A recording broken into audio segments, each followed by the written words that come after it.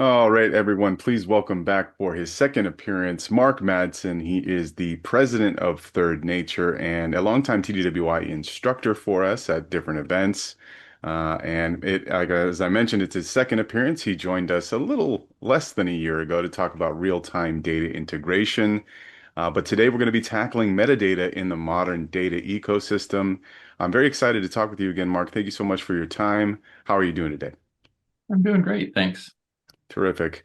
Well, let's jump right in here, folks. As I did mention, if you're interested in hearing a little bit more about Mark's background, I would encourage you to take a listen to our previous episode in September of last year. He gives a background about himself, but we'll jump ahead here since some folks will have already heard that episode. And Mark, like I mentioned, we're going to talk about metadata in the modern ecosystem. And I think a good place for us to start is metadata is now the foundational is now foundational to modern data architectures. And it's, far beyond its traditional passive role within data warehousing. I'm curious if you can set it up for us as to what may have shifted in, the analytics landscape to make metadata such a core operational asset today. Yeah, I think the history is a good place to start because so many of these things seem new, and yet, we've had them for 50 years in various forms or guises. And it seems to me that there isn't a sudden change. It's just a gradual evolution over the, past 20, 25 years of distributed systems, that kind of, we'll call it legacy model data warehouse of having just one thing, one centralized thing for everybody. It was always kind of a dream, but it was a reality for a good 50% of the organizations out there. And then slowly things got added. There was the dissolution of the old because there were complaints about it, but also all these new uses. We kind of forget that it was originally either fixed screens with information or reports. Hmm. And then you start throwing in discovery where you don't know what data you need. Well, you can't build a data warehouse with a fixed model if you don't know what data you need. So you're now looking at things you haven't looked at before, which is different from, reporting where you know what you need to know. And so you add that, and then you throw in statistics and applications and all of this stuff, and it adds new requirements for latency, coherence, quality, integration, coordination across silos. And metadata used to be part of the core architecture. When there was one warehouse, there was some interchange, but not much. But ETL systems did data integration and they had theirs. And BI tools in particular had metadata, which they used against the database so that you didn't have to write queries. And now everything is a choose your own adventure, right? It's parts. And so if you look at what used to be which ETL tool am I going to buy became which parts of the stack am I going to use and what choices do I make within that? And that's not just, in BI or integration, it's everywhere. I mean, you look at what used to be a database is now a data lake with dumb storage in the cloud with some kind of file format like Parquet, with some kind of table format like Iceberg, with some kind of coordination framework around. And that used to be one thing, and you just bought it. And now it's, well, I'm going to use this one and that one and this one. Hmm. And you need information about all of those bits to make it work. So I think all of this variety of uses and the complexity of the distributed architecture and all those disconnected standalone systems that we have now, it's just led to an operational complexity that's pushed it all back to the forefront because now it's not just user metadata, it's every single piece of the system of the platform needing it. Yeah, I think that's very well put as far as the explanation, the evolution of the space. And it is funny how things change in slight ways, but not, not as you mentioned, not like immediate.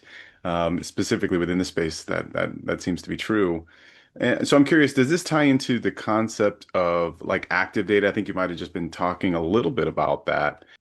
Yeah, I think that's part of following that whole long history. Like if you go back to the early days of actual data warehousing, which would have been late 80s, early 90s, um, everybody was collecting up piles of data and you just kept track of it inside the database. And you just looked at the data dictionary and there was a list of tables and that was the stuff. And then we added BI tools and other things and it got better. But there was a heyday, I want to say around 97, 98, so a long time ago, right? 30 years ago, Hmm. where one of the hottest areas of the market was metadata repositories, which today we call metadata catalogs. Exactly the same concept, exactly the same things, for exactly the same reasons. And you kind of look at what happened then versus now. And, step one with a lot of this data work was collect up data you didn't have before. I think we did it with financial data or operations, manufacturing data, sales data. But the parts that got left out for a long time were things like marketing. Online marketing didn't exist really until the early 2000s. I mean, there was some advertising pre, but that was really the pickup. Hmm. And then all the different variations of that and new new data systems, new generation of data for new uses, which wasn't part of the old thing. And so you're back to where you were in 1990 of collect up a bunch of data, pile it in a lake. Okay, problem solved. What are we using this stuff for? You need to know what you have. You need to know what's usable and what isn't and why. And so then you have this need to know, the inventory, the stuff that's out there and what it's for and whether it's any good and who asked for it and on and on. And then when you start applying that stuff, applying the data, one of the major things is you've got all this manual infrastructure built. You're going out there and you're grabbing marketing data. Well, who's doing it?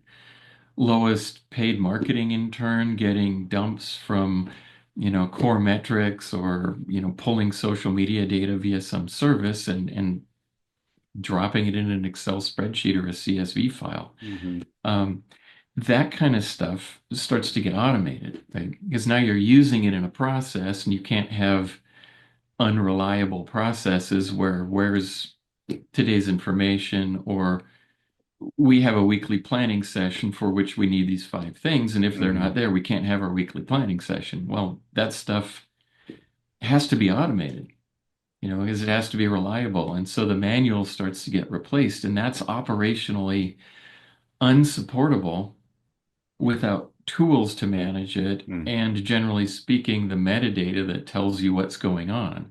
Where's it coming from? Where's it going to? Did it happen?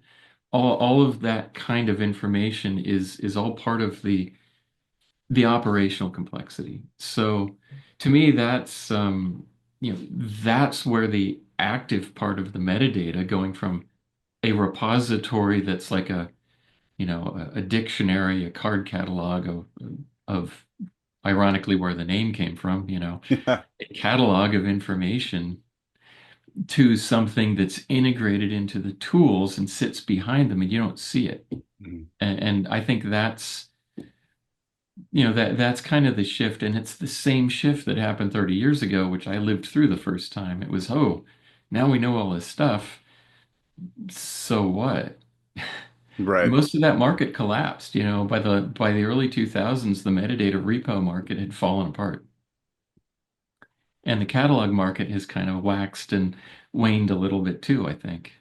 Well, and I actually have kind of a question around catalogs here for you Yeah. as well, because it does seem, as you pointed out, that organizations over the years have struggled with metadata quality and consistency in these examples, like in the data catalog, for instance. What are you thinking some of the most common reasons metadata initiatives like data catalogs fail to deliver value? I think in part they were set up to fail by the vendor marketing itself. Because all the vendors are out there saying, hey, if you just buy our product, Hmm. then you will have whatever it is that you desire, right? you've got a quality problem. Well, why do you have a quality problem is the question you should be asking. And of course, there's a process behind it that created that data in the first place. But the easy answer is, well, all you need is lineage. You just need to know where it came from. Right? Unfortunately, that kind of ignores all the stuff you did to it. It's kind of like pulling water out of a river and then shoving it into a drinking fountain. The cattle feedlot upstream might be a kind of problem there, and you might Yeah. need to do some things to the water first. So what did you do to the water? That all of that needs to be a part of it. And Mm, so, usually their setup is all you need is to know where stuff came from or what you have, mm, when in reality, it needs to be built into the tools and support the tool uses. And usually the failures aren't quality and consistency of metadata. They're deeper problems mm, around the quality of management and coordination of data operations. And so I see it, as this artifact of architecture where you had a central thing and now you've got a bunch of silos for different purposes, and sometimes they need to reconcile and sometimes they don't. But nobody's bothered to figure out which things need to reconcile and belong together and which things can stand alone, or operate alone and independently, and what pieces of shared infrastructure or data need to be. And so it seems to me that, how do you use the metadata is a key question to ask. mm, Um, because it's developers use it to find the right things, to do it, to treat it, to clean it, to shape it. Users use it to find information, to query information. QA people are using it to um, either to qualify it or to clean it up or to tell the developers, the maintenance people, what to clean up. And in operations, you go beyond the um, old lines of what I'd call responsibility for architecture. A data warehouse had ETL people who did data integration, and it had data modelers and DBAs who managed the data. mm, And then it had BI people. It was like a layer cake. mm. And so where did the metadata go? Well, the old repository said, hey, put this in the middle, and then all the other stuff will be orchestrated around it. Without the orchestration framework, there's there's no reason for the center. And so what happened was the layered cake ended up carving the metadata out. So the database has the metadata, Mm, the BI tools, plural, of course, each have their own metadata pointing back to what they're querying. The integration tools, the ETL tools, and so on, they had their own integrated metadata. Because if you had that, then instead of having to know every detail of every source, you made everything look like rows and columns, and then the metadata tells you this column is this thing and this type and this information and it's a date and so on, then you could easily create data flow oriented tools for developers. So they wouldn't have to hand code everything in Java or Python or SQL. They could pull back into more abstracted tools, and then the tool could handle a lot of the operational problems. And so at the heart of that was metadata, mm. but it was so baked into the tools you hardly even saw it as an independent entity. But we're back to a distributed system of multiple parts, multiple tools at multiple layers, and the seemingly easy answer is if you just have this thing in the middle, it'll solve the problem. And that's why I say they're set up to fail. Mm. Um, because it's if the metadata isn't collected and organized and managed directly with that usage, then it's not going to happen. Well, I mean, that's a very interesting point there, and I think that makes a lot of sense. I'm curious though. You've been talking about, the vendors and different ways that companies and organizations could, piecemeal together by making some purchases. I'm curious. It is building these things on your own even something that organizations can accomplish these days, or is it only really an option to go and, shop around? And then maybe if you can kind of, if it is possible to build, talk about the different, considerations they companies should make on that decision. Yeah, I mean that's a really good question because it's always been this case of build or buy, and early days in the evolution of anything, it's always build, and then you start to get parts and it becomes assemble, and eventually it's well understood enough that you can make a product out of it, which catalog vendors have done, and then you start to buy it. But the early stages of buy, you have to make all these decisions about whether it meets your needs or not.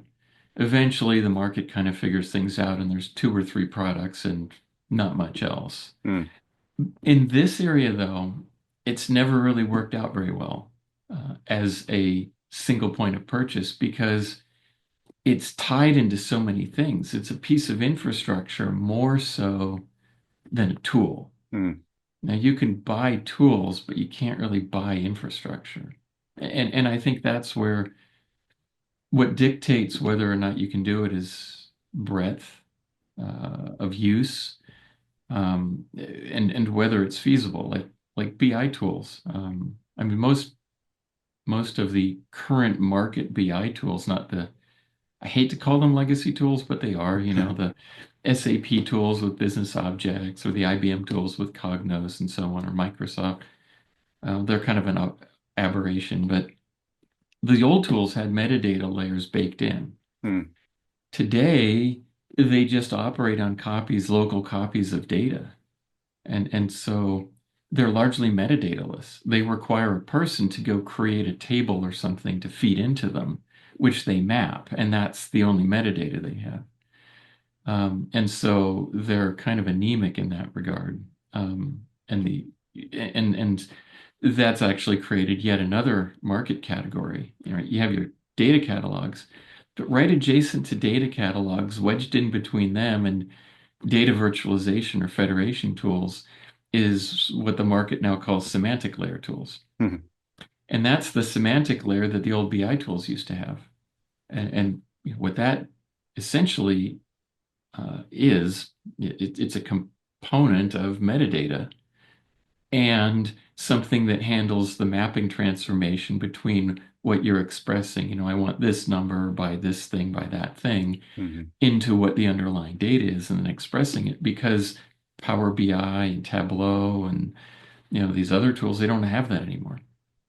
And so that kind of metadata, that's one whole category of metadata.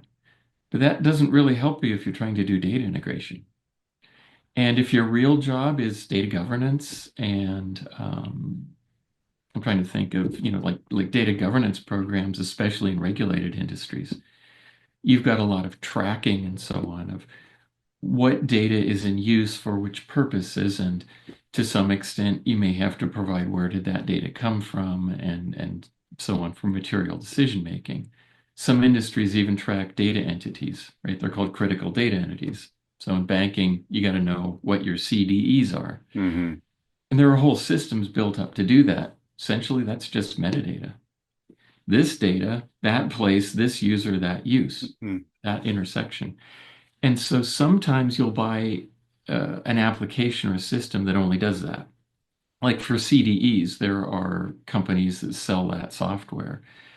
If that's your only need, great, go out and buy it. If you need more things, then you need to think of a catalog. And then you run up into the problem of, does my catalog integrate with that tool? Does my catalog integrate with Power BI? Does my catalog integrate with DBT? Does my catalog integrate with this critical data entity system I've built? If it doesn't, does it have the features and the hooks to allow me to use the catalog as my hub and feed those things? Hmm. And now we're at this sort of abstracted layer of the same kinds of things the data warehouse does, except now it's for metadata, which is why catalog products are so hard to build.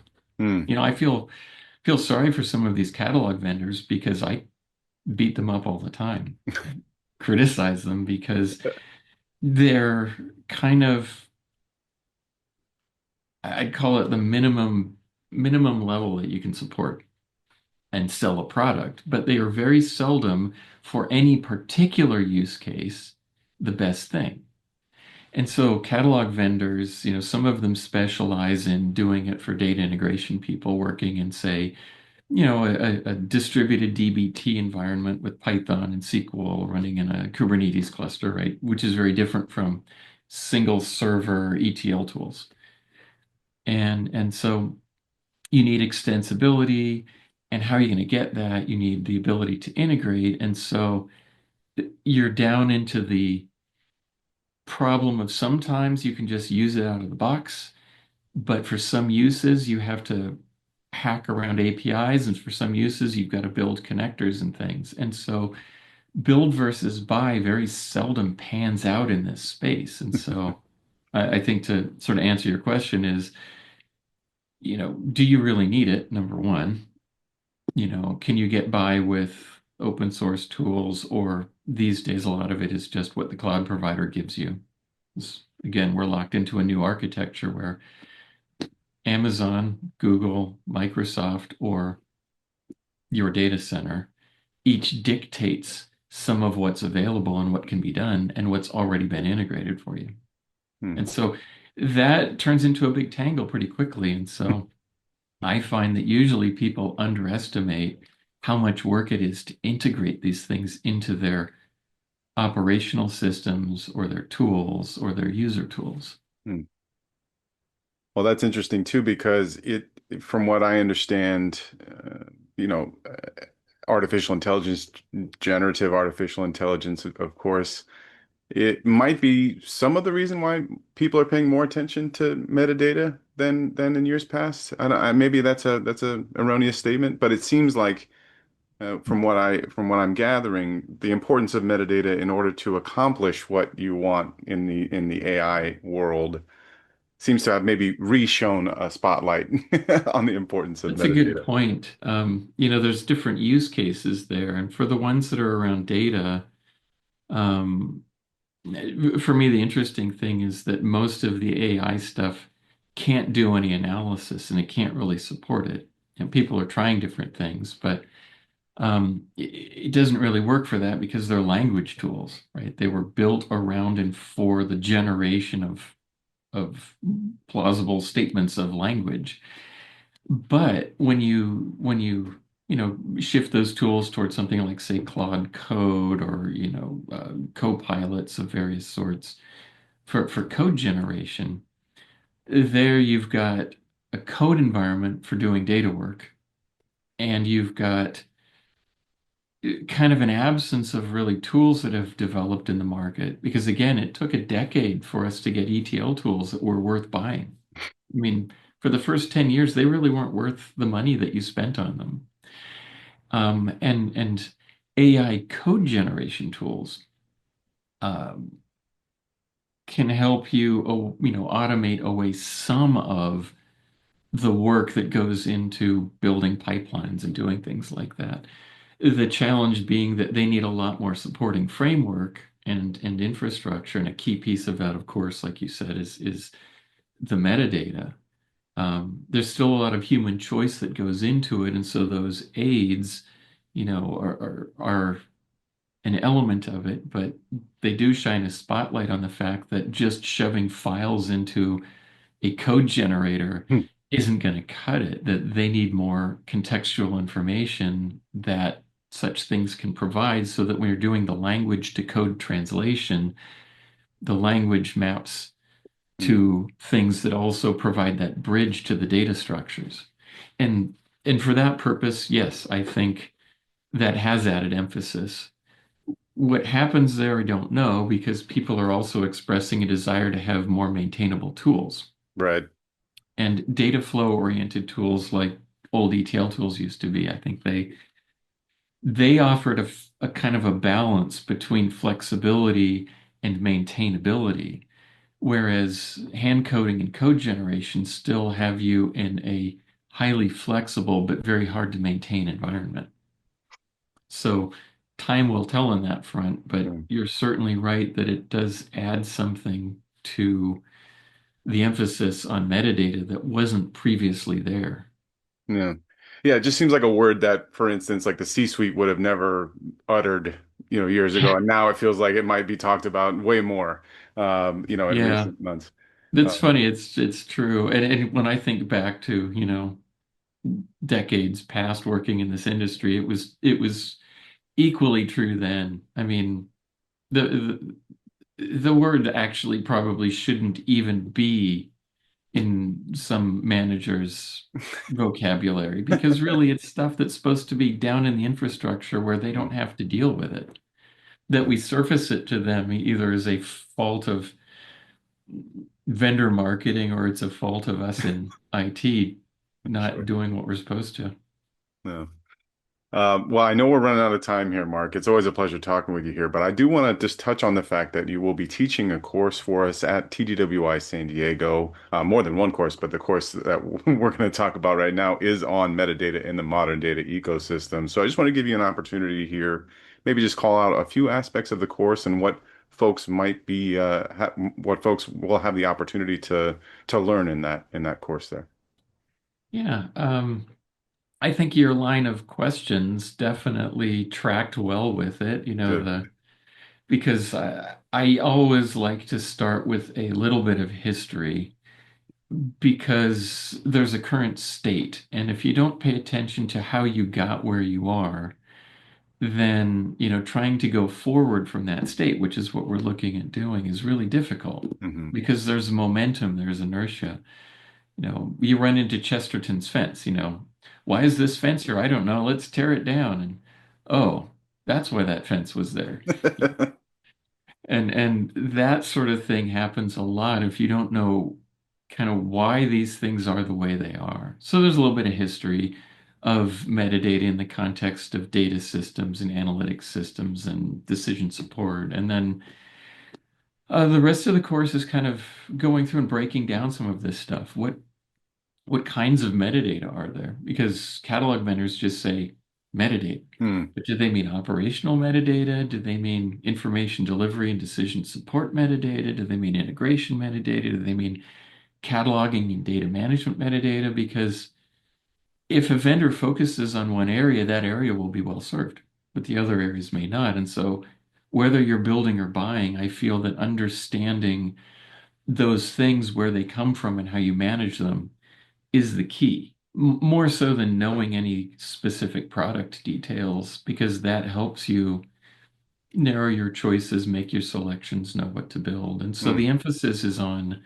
that part, I think more so, with a little bit of here's some vendors in the space and what they emphasize and what that means for the kinds of uses that you have. That's kind of the final bit. So that is the overall gist of it. Well, fantastic. And for folks that are interested, I will go ahead and include a link for more information on the course at TDWI San Diego, taking place on August 18th through the 22nd. Mark, it was an absolute pleasure talking with you today. Thank you so much for your time. And I look forward to our next opportunity to chat. You're obviously very, very well versed on all these topics. So, again, thank you for your expertise today. Thanks, Andrew. To subscribe to the Speaking of Data podcast, or to learn more about TDWI's research and training on all things data management and analytics, visit tdwi.org or click the link in the description below. Thanks for tuning in.